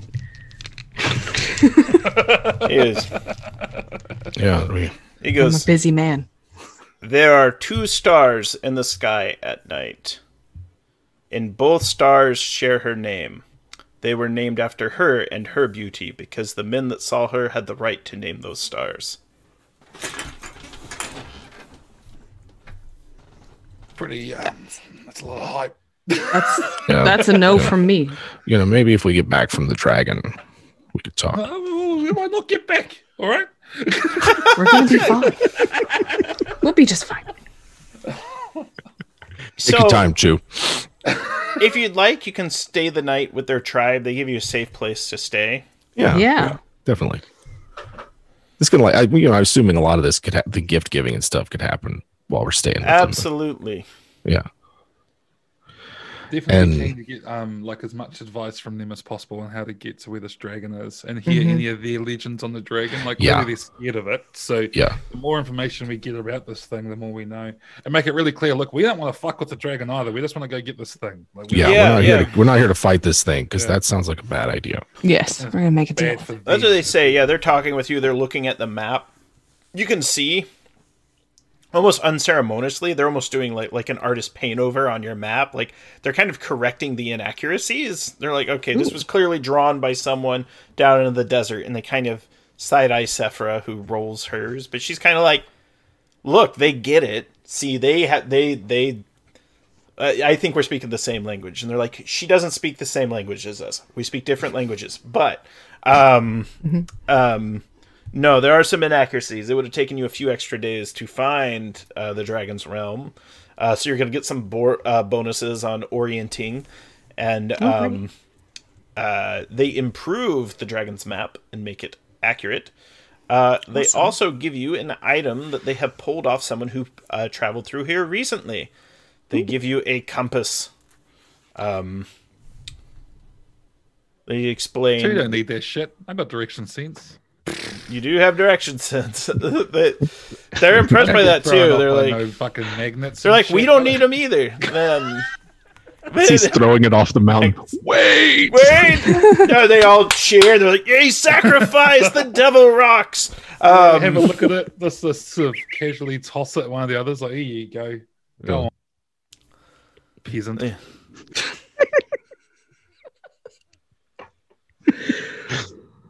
That's pretty harsh. That's very harsh. Yeah, the necklace is given to the preferred wife. She accepts it. You can tell that even though she's called that, she seems to be pretty unhappy in this marriage. I'll say that. I've got quite a lot of flirting. It's true. You've done very little flirting in this campaign. There really has. There's not been that much. He really plays wingman for Tariq at this point. That's true. Don't we all? Goosewind tried, but he's a work in progress. No, and he had a kid apparently. Yeah, they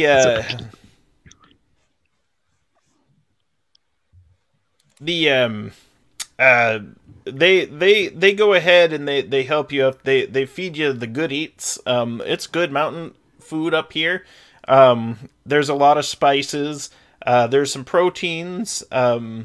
If you ask what they are, they tell you what they put in it. Yeah. They explain that there is a beast called the Quorum Beast, and it is kind of like a mountain wolf, mountain coyote, that they don't typically hunt, but they hunt them, and then they teach them a lesson by taking their lives and then eating them. So they welcome these coyote attacks because they deal with them pretty well. And they serve a roast bird. They explain that is a high mountain vulture, the comb vulture, which is indigenous to this mountain range. The spices are a variety of currants and other herbs that they have up here that get exceptionally hot but flavorful, nice smoky taste. And so Bartley takes copious notes. yeah, there's some like I think like there's like an older wise woman that does a lot of the cooking too, and she's just like packing some of this stuff on you. She's like, if you get a cough, take this one, cook it in the bird. If you have sore feet, apply this. You can also eat it if you catch some of the coyotes, but you have soft hands, and she kind of pats your hands and rubs them. She goes, so if they kill the coyote, you can cook it for them. When they're out doing the hunting, you can stay home and do the... Yeah, she goes, but it's the best life. And if you do kill the coyotes yourself too, good on you. I believe in you. You can do it. These mountains, they're very dangerous. And she's just kind of telling you... I've killed animals before. She goes, I believe it. I have too, but, I'd rather they do the killing, and I do the eating, right? And she kind of, like, jabs you in the ribs. High five. Yeah, and it's like a strong high Absolutely. five, too. And you can tell, and you also see, like, her hands, they're like fisherman knuckles, just kind of covered. She's really worked off the rocks and doing the washing, doing the cooking, and also doing the hunting when people are off skirmishing. She's like, while they're off, playing swords, who's going to kill them coyotes when they attack? Sometimes you got to do it yourself. Absolutely. I will ask her to take care of my mule personally. Yeah, she goes, yeah, I'll cook the meal for you. Just kidding, No. just kidding. It's not a funny joke, but I had to tell it. And That's like, okay. Yeah. It's Ortlieb says it's on brand for Grant to antagonize them as characters. It's fine. I'm not antagonizing, it's just they would eat the mule. You brought food to them, a drunken mule. You've prepped it for He's cooking. not drunk anymore, probably. How long did mules stay drunk? 7 days. It's in the book. Really? Core book, page 237. No, I'm kidding. Optional rule, drunken Cheap mule. date. Complexity level 3. Yeah, cheap date. She's like, by the way, have you met any of my daughters? And there's like 7 of them. I'm fine. I'm already married. Ortlieb makes a mental note in his diary. He says, I need to get a wedding ring so people stop asking me if I'm married. Yeah, true. Preferred wife sneaks you her. She's like, look, just wear it. They assume you're married to some Furkina tribe chief. Oh, yeah. Thank you. He's expanding his horizons. So, they send you on your way. I am going to need an orienting check. With all the bonuses they've given you, you'd have an additional 5 to it. And you can decide which of you of the group makes the trek. Who wants to make the check? I've got 5 in it, but it's not my strongest skill. I have 6. I have 5 as well. Oh, Ortlieb. I will do it. Ortlieb. Yes. I've gotten lost on a mountain before. You did. Last one shot. Yes. Sled dogs took him up the snowy mountain. Ooh, I did great. I passed it Ooh, wow. on its way. Yeah, just the way it goes. Which means with the additional 5, I believe I get an 11 ranks. 2. QL4. 4. You cross the ancestral lands of the Furkina tribes without much challenge. You do see some of the other mentioned social groups from a distance. They steer clear of you as you steer clear of them as you come to a magnificent cave entrance. at the end of a chasm, there is the smell of something burning coming from it. The rocks here are sharp-edged. It's like a stage curtain of rocks. And there is a cave, and there's sort of a general uneasiness in the air as you come to the entrance of what would be Ishlunar's cave. Dun, dun, dun. All right. I feel like if we snuck around, it'd be bad. Yeah. That's the thing. Like, if you're sneaking around and you get caught, you're a thief, right? Yeah. Mm-hmm. I read that in a book once. And Yeah. um, You got to act like you know what you're doing and you're supposed to be here. yeah.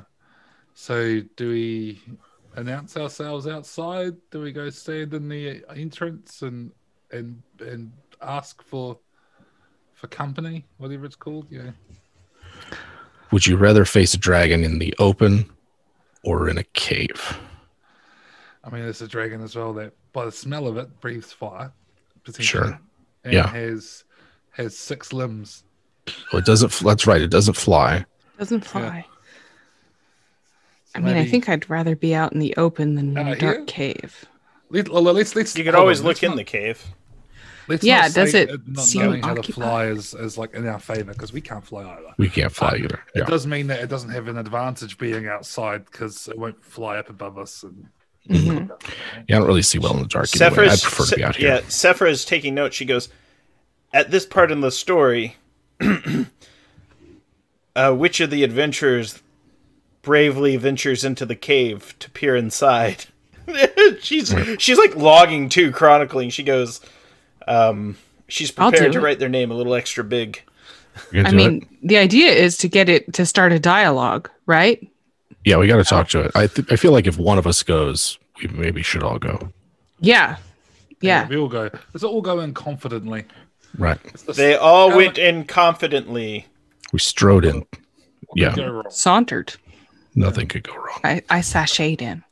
So, you walk into the cave, and then you feel burning hot air coming from what would be the northern side of the cave. So if you're kind of walking from the west going east into the cave, it's just hot air is coming from one side. You see a massive lake in there that's clearly illuminated because there is fire dancing across the top of the lake. There is no dragon. It's the fire changes color in flames, going from orange to green to violet. Sometimes it turns fuchsia, and there is just this great display of lights that every now and then shoots across the lake. Wow. Is there any sign of a dragon? There are some big ass dragon tracks that come through here. The dragon is currently not here in the cave, but the cave does travel deeper. You are currently at the lake. All right. Well, deeper? Yes. All right. Hope I Yeah, take back off out my now. cloak. Find us. Yeah. Yeah. If we back out now, we're not worthy of the story. I have a it. question. Yes. We do not want to appear as though we are sneaking up on a dragon. So, would it perhaps be appropriate that I sing? Hey. That's Sephra's not a like, you bad idea. sing? Announce our presence? Sort of introduce us in song? Sort of. Sing? Okay. Yeah. Just try to make it seem sort of like we're approaching, and I like it. do you Like like an it? ode to dragons. Yeah. Yeah. Yeah. Yeah. I mean, yeah. this is pretty dramatic here. I mean, I'm assuming that this dragon might appreciate a bit of, Mhm. Pomp and circumstance. I think drama. I think that a little drama is not such a bad idea. Okay, then he's going to do his best, like operatic type of, like Reverb Siegfried and the is dragon, so but not good. murdering the dragon type situation. You have like echo from the fucking caverns and shit. The reverb will be amazing. Mhm. Yeah, it's going to be great. It might start an avalanche outside. Who knows? All right. So, You've got stage lighting from the fire. Like, Yeah. it's perfect. This is True. some proper fucking operatic shit. Let's do it. Let's go. We all have capes on. I'm gonna play my flute. Nice. Play your flute. Now, All right. the cave, go ahead and make the check. You also notice the cave branches and goes north and then also continues in sort of a southeastern direction. You'll have to decide if you want to go north or if you want to keep going south. Let me see. So I have this thing that means that I only do half ranks to get it back. So that passes. That doesn't, but it only costs me 2. And then that cost me 6. That's 8, 4. I passed it with 6 remaining, I think, which I believe is a 3. Is it a 3 or is it 2? It's 2. You begin to sing a beautiful song. In what language are you singing? I'm gonna sing in Garethi, which is my native tongue. So this beautiful Garethi kind of echoes through the halls. Sephra seems enchanted by it too because she doesn't speak Garethi, doesn't know it. She's pretty impressed by it. You assume that a dragon might be as well. Do you want to head north or continue going south to the east? The water from the lake is flowing and branches off and continues to the north. However, you can actually see that the water is flowing from the northern cave and going to the lake where it pools. Then there is the dip that continues to go southeasterly. You notice if a good sniff of the air tells you that the burning smell, seems to come from that northern path. Okay. And you said the southeasterly one like heads down, like continues a descent. Drops lower. Yeah. Okay. Kind of feel like tracks. Do they go in any particular direction? Every which way. The dragon that lives here has gone up and down at various times. Okay.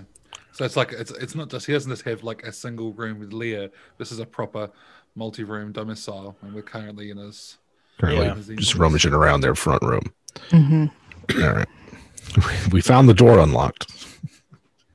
We did. Gosh, my instinct is to say go deeper because that's probably like where it might be. But I'd hate to have it come in behind us. I don't know. Deeper seems like the better way to go. Yeah. Keep singing. Deeper you go. As you go deeper, you enter another chamber. This looks very much like how a dragon's cave would look. There are huge piles of coins, jewels, weapons. There are expensive items all over the place. There are also pools similar to the lake. They're just much smaller that are illuminated with various colored flames. And as you look beyond these flames, you see the light reflects off the scales of a frightening creature that sort of shoots forward up out of the flames and looks and examines you immediately. It is about 30 feet away. It has knife-like teeth. These serpent's eyes are, larger than your hands, and it is close, and it just sort of jets towards you and lets out a ferocious roar. You're going to need to do a resist intimidation roll. Let's do it.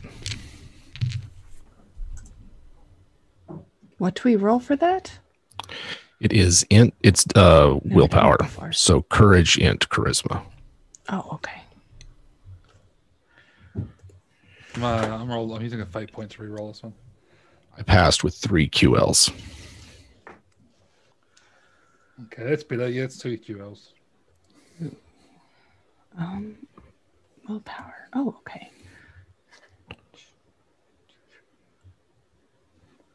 After that, give me a spot. I passed it with 0. Passed it, but only just. That perception, I'm lucky I have so many fucking points in it because it wasn't the greatest roll, but the amount of points saved me. So perception, sagacity, yeah. That's one quality level. I only had 1 point left. All right. So for the perception, you see the item that was depicted in the picture on the hoard. There is this, what looks like a blanket that is multicolored. It looks like it could be a cape. It looks like it could be used as a rug. But it is very clearly the object from the picture is in her hoard.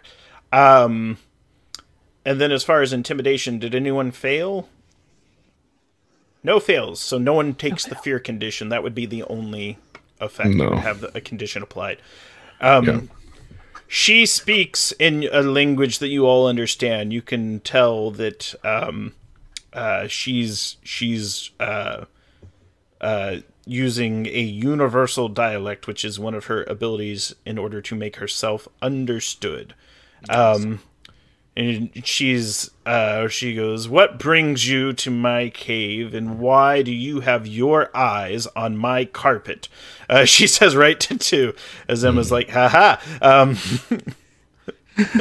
Sorry, I gotcha. What about it do you want? Yeah.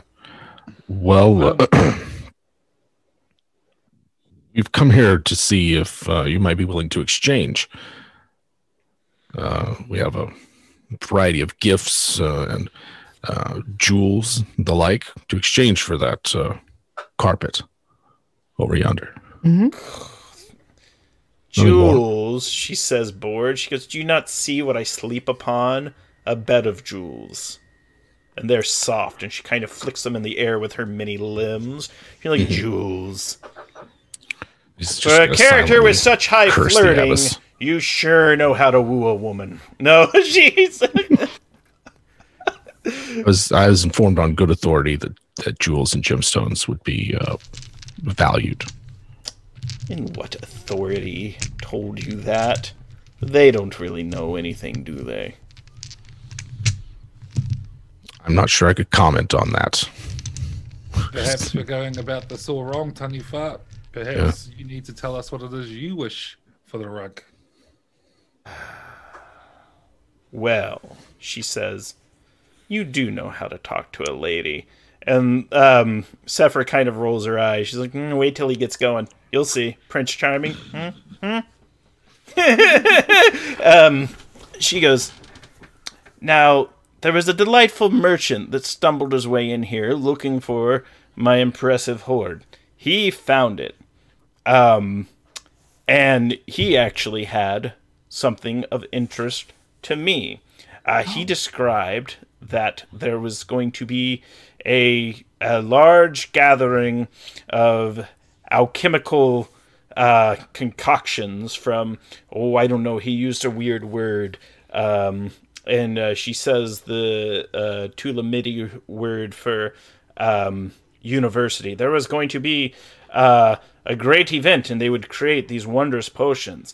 And when you live as long as me, the act of creation is the most worthy endeavor a life could pursue.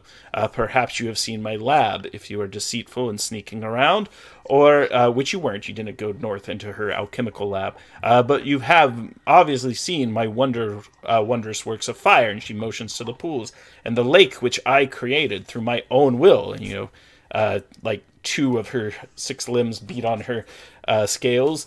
And she goes, if you could provide me some of these chemicals, I would love to examine them and learn how they were created and what effects they have. But I do not know what a university is. Is this word known to you? Yes. Yes, a university is a place people go to study great things and do wonderful things. And as a matter of fact, in the place where we were sent from to seek you out, I believe that there was an alchemical convention, if you were, taking place. There was. Yes. I happen to have a few select things. I am another delightful merchant, as you might say. But if there is anything specific that you want, I'm sure that we could figure out a way to acquire it and get it to you. What might I be able to do for you? What specifically do you wish for? The question is, did you bring any with you on the donkey?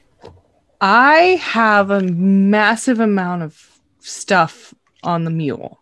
Yes, so the question is, did you pick up the potions in town before you came with them? I don't think that I did. Okay. No. Yeah. No. I didn't. But I could certainly get some and bring them back after, take a long time. But I could. Yeah, it would take about a month. And for her, Yes. She goes, so it takes a season. She's very long-lived. She goes, I don't mind that at all.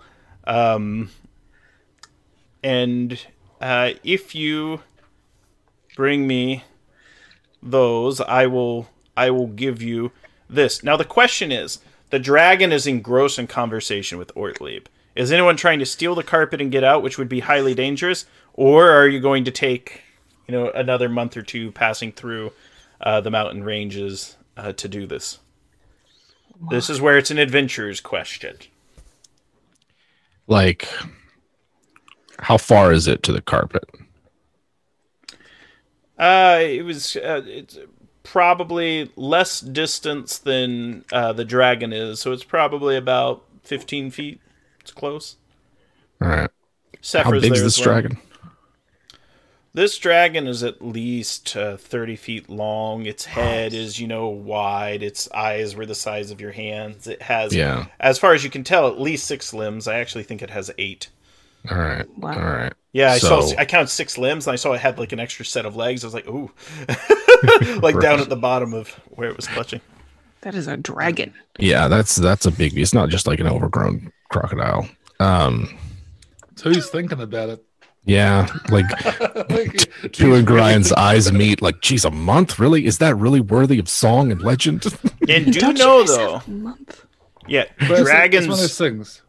Yeah, go ahead. Sorry, go on. You go along. Grant. Say, dragons are extremely powerful. So there's certain things that that you can do to best a dragon. Combat is typically not one of them. I don't want to fight. Fighting fearlessly doesn't matter. Fighting smartly, even if you fight smartly, the dragon might just outpower you. Mm-hmm. I'm just straight up thinking of being sneaky here. That's one of 2 strengths. But There are ways you also- can distract her too. She loves food. Oh, I have lots of food. I'll ask her if there's anything that I could give her as like collateral so that we could take the thing and then come back. Like any way we could build her trust, and I'll let her know all the things that I have. And I'll start with, I have 5 pounds of fine chocolate. She kind of laughs at that. She's like, "You know a way to a woman's heart as well." And she said as well as my stomach, and she taps her magnificent dragon gut with a talon. She goes, "Everything. You can leave everything.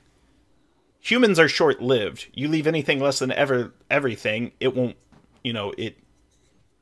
What is it? If you leave a trinket, you'll get another trinket. May You we? don't know what real loss is. We need to keep enough to survive to get back. But other than that, I would be happy to leave you all the food that I have.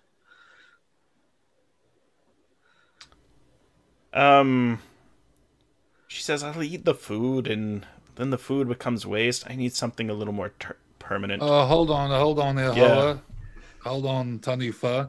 You're into chemistry and whatnot, alchemy. Well, you should see what our squire here can do with some spices. That's an alchemy all of its own. Yep. Smells delicious, tastes delicious. It's a combination of powders and amazing, colorful things. And Two's also thinking, and he's looking at Grind. Ain't no one told no fucking sagas about anyone who's gone for a walk to go feed some shit. What We're if- gonna be stealing that fucking blanket, yo? She's very into this, so she doesn't think and you do have all the spices that the old woman gave you. She's like, all right, She thinks about this. I think this is going to be a check. So is this like a deception of some sort? I mean, it's true. I'm a very good cook. Yeah. Yeah, well, I was going to say, is the intent to get the dragon distracted so you can steal something, steal the carpet, because the dragon would go with Ortlieb. She would insist everyone goes, but maybe someone could sneak back. She's like, if we're cooking, we can dine and talk about this. Oh. I would cook her a meal. I would cook a meal for a dragon. That's awesome. Yeah. Yeah. I mean, And is one of you trying to steal? Yeah. Yeah. Yeah. I think anything I think Gorion can do to like What keep skill up do a you think it is? distraction. I think Gorion's kind of been the one who's been missed this entire time. I think it's one of those things where two and Sephra and Ortlieb are like, yeah, we're the three, and it's just kind of like, let's go cook dragon. It wasn't there another one? Oh no, these are really good. Yeah. So like, What skill you how want to do I play use? this? I'm not shabby at stealth. It's a stealth. We're gonna see if she but- notices you. What I'm trying to think of is like, is there a way he can give kind of some sort of advantage to himself? I think He's night blind. He doesn't move he's well in night blind, but caves. there's fire all over the place.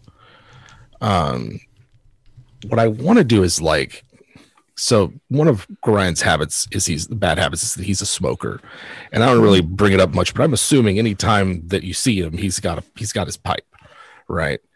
And like maybe he like makes a deliberate show when they show up of like smoking, and he's just gonna leave it somewhere out of view. So it's like trying to smell or something like that. Just anything to give him a little edge of distraction. And to help with the distraction whilst the cooking is happening, I'm assuming the cooking is going to be quite pungent spices, which might help mask his smell. very. Two's got the advantage natural orator, and he's got some myths and legends. He's got 5 points of myths and legends. So he's going to be like, hey, how about some of your whakapapas? I'm going to tell you about the Taniwha from where I come from, and start telling stories of other monsters and being like, you know them, right? You're related to these people, right? And like spin a yarn over food.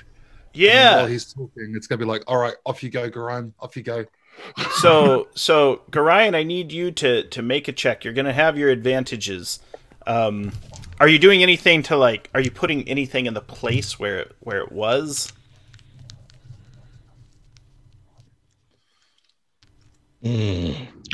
Yeah, I mean, the jewels for one. Like at the very least, I'm gonna leave what we said we would, give her. But Yoinks. like anything as a anything like that could, be used as a even just a facsimile for a moment. I don't know that he has anything. This sounds like a That's fine. tapestry. Yeah. Just kind of be like, well, Yeah. How stuff. big is it? Did we get an idea? Walk around with like a giant. It could be rug. worn like a cape. It could be wrapped Yeah. like a blanket. It could be laid on the ground like a rug. It's not that big. He'll wear it under his goat skin suit that he, like, You leave the ghost. whatever. Yeah. Yeah, he'll do that. So, yeah, he doesn't have anything to put in its place other than he will like leave the jewels they said they were going to have there. Just leave this. I was like, look, we'll settle this. We're gonna deal with it. Yeah. All right, here goes. Nothing. Make a stealth to get out. We're gonna see if she finds you. Oh, yeah, spin the root. Let's see. Let me see. She's gotten two crit botches. Yeah. I rolled I 20 on if my I had orange one more dice. point, if I had one more point, I could do it. So I'm gonna have to use a reroll. Okay. Much better. All right, so I need 2. So the question then is, how many fate points can I use on any particular resolution? Off the top of my head, I couldn't tell you. Like if I get a reroll and then I pass, can I then use a fate point to up the QL by 1? Yes, sure. Okay. Why All right. not? It's So a that would- fate point. I'm sure it's in this. lovely Game Master screen, which is available from Ulysses Spiele. Using fate points. So, yeah, it doesn't say that there's a limit. And if it's somewhere in the rules, I'm using the quick start rules anyways. So Sure. So without the fate point, I would have passed with 1 QL, but I'm going to spend another fate point and raise it to 2 QL. So here's how it works. She's drinking while she's eating this dragon. Like, she has barrels of dragon whiskey and stuff like that. She's like, you know what? You small folk ain't that bad. It's a pretty good deal. In fact, I think I'm willing to, after this meal and these stories, I should leave you with a little something, because you have given me memories to last a lifetime. Here, let's go get the rug.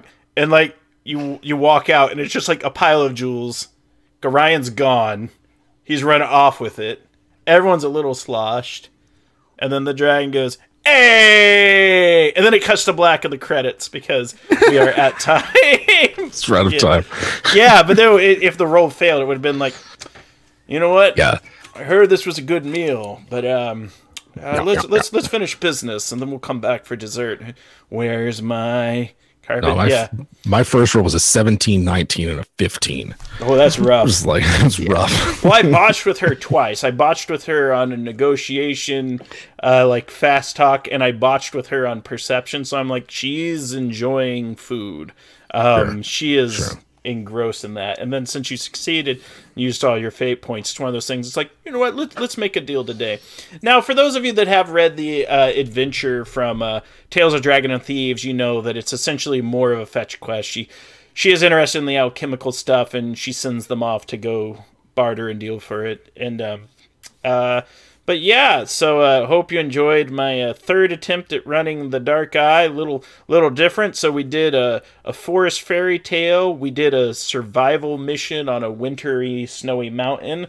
And we trekked across a mountain and delved into dragon caves and dealt with the great worm. But let's go around, cast and crew. Did we enjoy ourselves today, and where can we find each other online? Let's start with Liam. Yeah, no, it's always fun. It's a pointless question at this point. It's always fun. It was great fun. I enjoyed it. Yeah, this dragon sounded fucking terrifying, if I'm honest. I'm glad we didn't fight it. But it was good times all around. It's absolutely good times. Hopefully my snoring dog in the background didn't make it into the audio. Stream dogs are always welcome. She's going. But it was great fun. It was awesome.